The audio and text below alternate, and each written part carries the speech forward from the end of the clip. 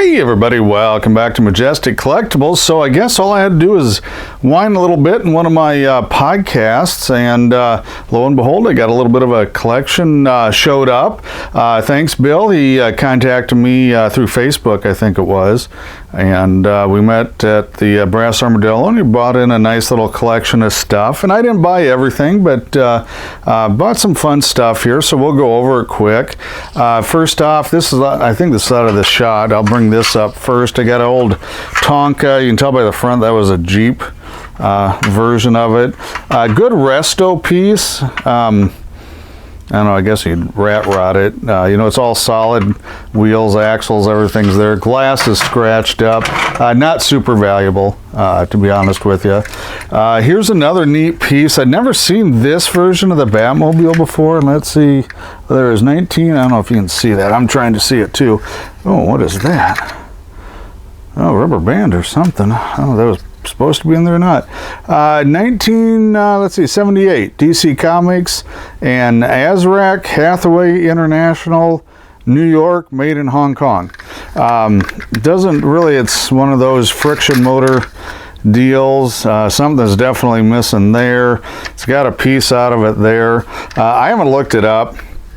I'm kind of bummed because I'm a Batmobile guy in that vintage stuff, so I might hold on to it. We'll see. I think in the shape it's in, it's just not going to be worth much. This is just a Batman doll. It's not old. Well, I mean, it depends what you say by old, but it's applause. So they made a lot of stuff like this. And what was the year on it? 1989, I believe. If I can, it's a little faded. Maybe, oh, there we go. I think that says 89 on it. Again, I don't think it's got a ton of value to that. I'm going to go here. I'm kind of working my way, I guess on your screen to be right to left. Floppy, if you're from central Iowa, and you know, you grew up when I did, or a little bit older, I think it ended in the 80s. It was one of those local kids shows. Dwayne Elliott had a little dog called Floppy, puppet, and then they'd show cartoons, and then after that they'd run old movies. So I grew up watching that. I've never seen this piece. I think I'm just going to hang on to it, at least till I find more. Made in Japan. It's one of the oldest floppy pieces I've seen. Guessing it went through savings and loan, Home Federal Savings and Loan, maybe as a giveaway or prize. Little chip there. A little dirt, but not bad, but really nice shape. So I really like that. Blast from the past on that. Now next up, okay, Chad, I told you about it. Now you get to see it. So here's a Yogi Bear bank. Slots in the top. Head turns. So I'm guessing, I didn't try it. I didn't want to crack anything. So I'm guessing you filled it up and pop that off when you want the money out, because there's no plug in the bottom on that. It does have a date, I think. Knickerbocker and Canada. That's all it says. I thought there's a date on there. So I'll have to do some more research. It's a very cheap piece. It's that old cheap plastic that cracks. So this is in really nice shape.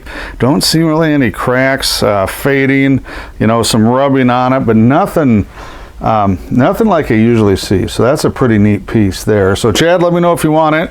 I'm sure I'll only get triple what I can down here for it. Furby in the box, never been opened, still sealed. Tiger Electronics. If you watched my old action figure videos from, I guess it'd be 3 years ago now, holy smokes, I did have some larger sized ones. So there's kind of like, well, I think there's actually 3 sizes, but I only see 2, and this is the smaller, and then they have one that's a little bigger. I was looking for a date. I know it's 90s. I want to say around 92 on it. It's white, so not a super valuable color, because it does kind of go on what people like for colors on it, but still neat to get it new in the box. Definitely going to be able to sell that. A couple of little piggy squeaky toys. His kind of crown thing is all busted up, and I don't even know what that is. It kind of looks like bird poop, to be honest with you. So I should be able to clean them. They're not They're not super brittle, which is nice. Warner Brothers, 7 Arts, Inc. 19, I think it says 68 on that one. I would guess this is pretty close too. And what does that say? Boy, I can barely read that. Davin, I believe, and Company, San Francisco. I don't know, I'll have to clean that up. It's kind of gunked up in there. But I'm guessing those are both about the same time period, late 60s. Snoopy and Chuck, because you know all the good, you know, all his close buddies call him Chuck. 1966.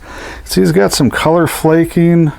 Thankfully on the back, the front's actually pretty clean. Got a little spot in his noggin there. Mailbox, let me get this, there it goes. Does open up. So, I mean, it's kind of interesting piece.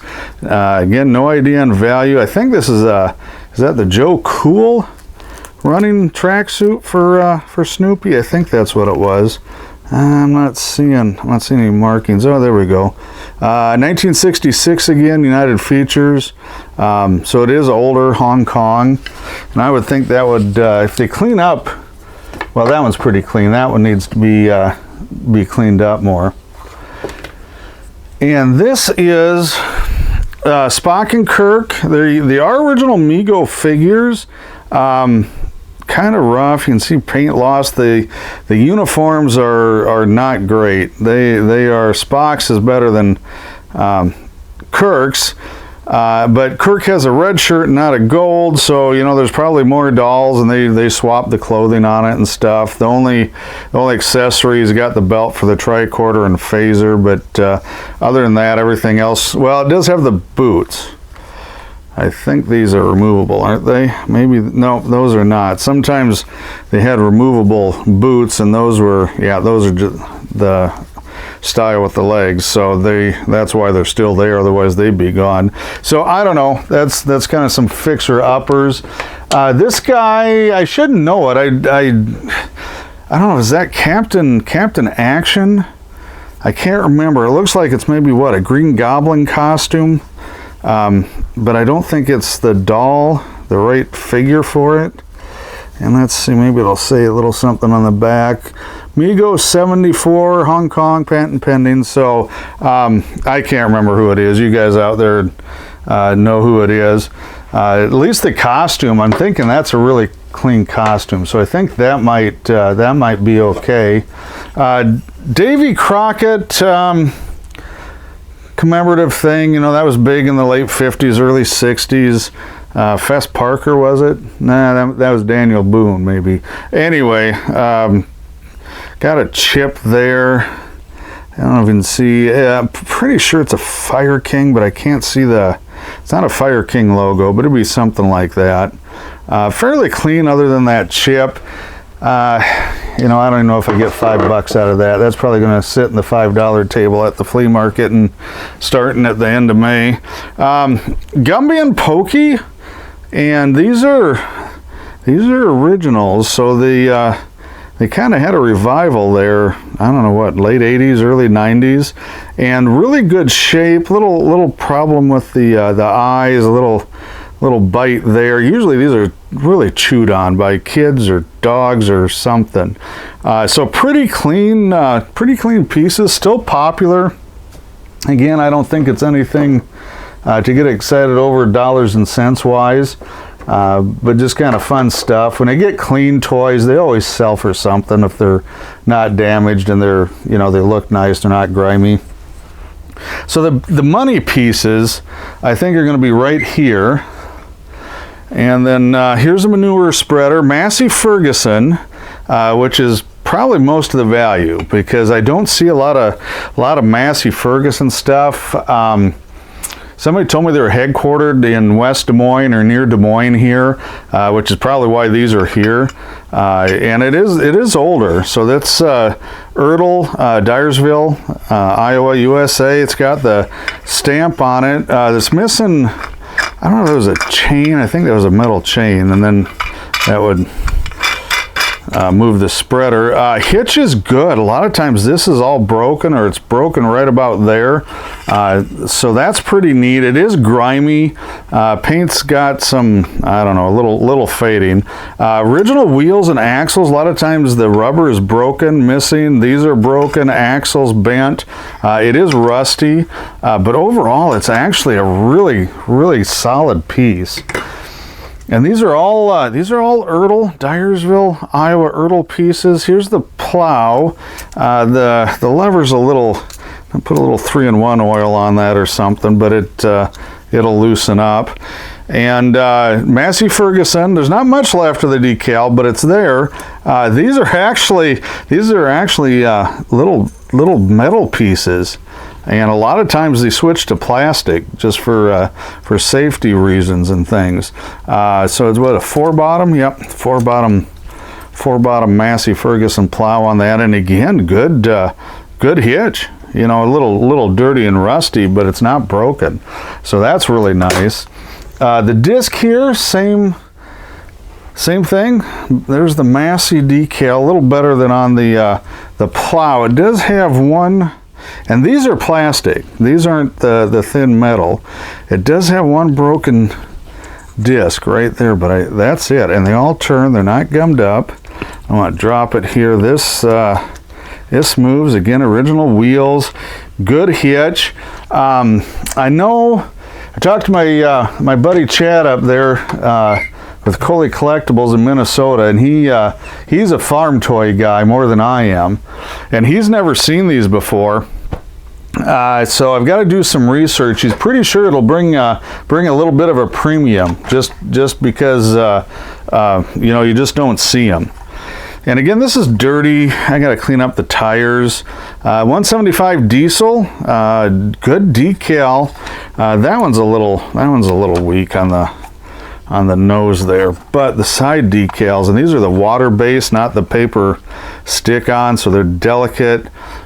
Cleaning them, you can see there's a chip there, but cleaning them always makes me nervous. This will move. It's just kind of, again, I think it needs to be, you know, just a little bit of oil goes a long ways. Original tires, original wheels, fender skirts, covers, I don't know what you call them, not broken. A lot of times one or both of these are missing or cracked or chipped. Steering wheels there, seats there, so very complete. It's even got the little Massey sticker on the back, not the best shape. Good hitch. That's not broken again. Wheels turn. So I think that's probably the best piece, you know, in the batch, just dollars and cents wise. Here's this thing's heavier than heck. MF Combine. It's a 760, and again, it's got the good water decals on the side. It's got that paper decal that's curling up a little bit, but they're there. Now this one's missing. I believe there's a steering column supposed to be there. Supposed to be an auger chute that spins out, you know, like a dump it into a wagon or whatever. So this one, well, let me see if I can do this without dropping it. So the corn head's here, which a lot of time, well, it's not a corn head, I don't think, but anyway, a lot of times this is missing. And this is cracked, so you can see it's split there. It's very dirty. It's warped a little bit, but you can get it in there. And, you know, obviously nobody's, well, I shouldn't say nobody, but probably not going to be played with anymore. So you could display it. So that's nice. A little bit of a, I don't know, I guess maybe a little bit of just a chip on the roof. So we'll do some research. If anybody else knows about the Massey ERTL diecast, oh, and this is the one, yeah. So this is the one that had a factory stamp. I don't know if it's there. It's kind of coming up. I gotta get the light just right. August 22nd, 1973. So I'm guessing these are all probably in that I don't know, late 60s, early 70s era. on all those die cast. I'm not sure, but we'll figure it out. And I actually got another little collection in after this, so look for that video. It should be coming up in, probably 3-4 days after this one airs, so you should see it fairly soon. And thanks for watching.